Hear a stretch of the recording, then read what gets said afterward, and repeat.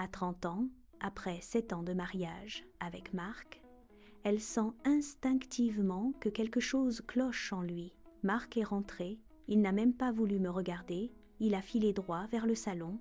Avant aujourd'hui, nous étions un couple comme les autres, vivant une vie normale.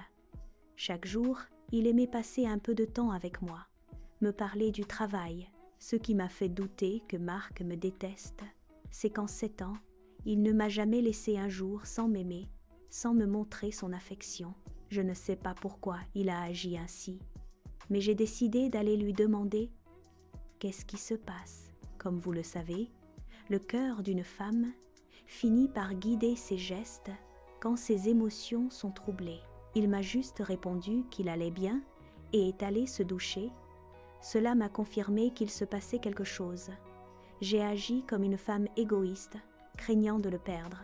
Je l'ai laissé sous la douche et suis allée prendre son téléphone. Une part de moi me reprochait mon comportement. Marc, mon mari, m'a épousée par amour.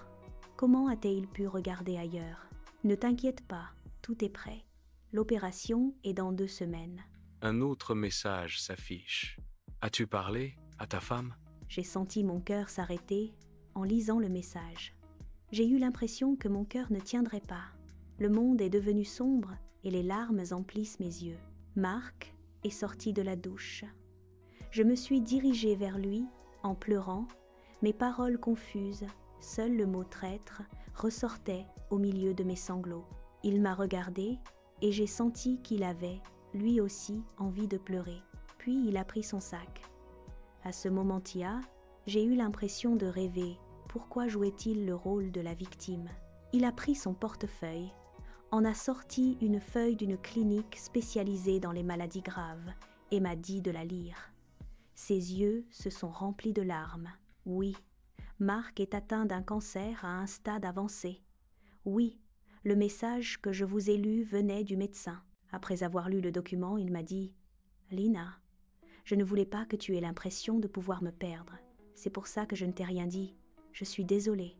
Je me suis sentie monstrueuse, égoïste, aveugle. Mon mari est en train de perdre sa vie et pourtant, il pensait encore à me protéger, à craindre ma réaction si j'apprenais qu'il allait mourir. Je l'ai pris dans mes bras et j'ai commencé à lui dire « Pourquoi, Marc, pourquoi ne m'as-tu pas dit ?» J'ai ressenti un sentiment que je ne peux pas décrire avec des mots. La peur de perdre mon mari. Être trompée avec une autre serait 1000 fois plus supportable que de le perdre pour toujours. Je vous dis cela parce que j'ai ressenti les 2 émotions le même jour.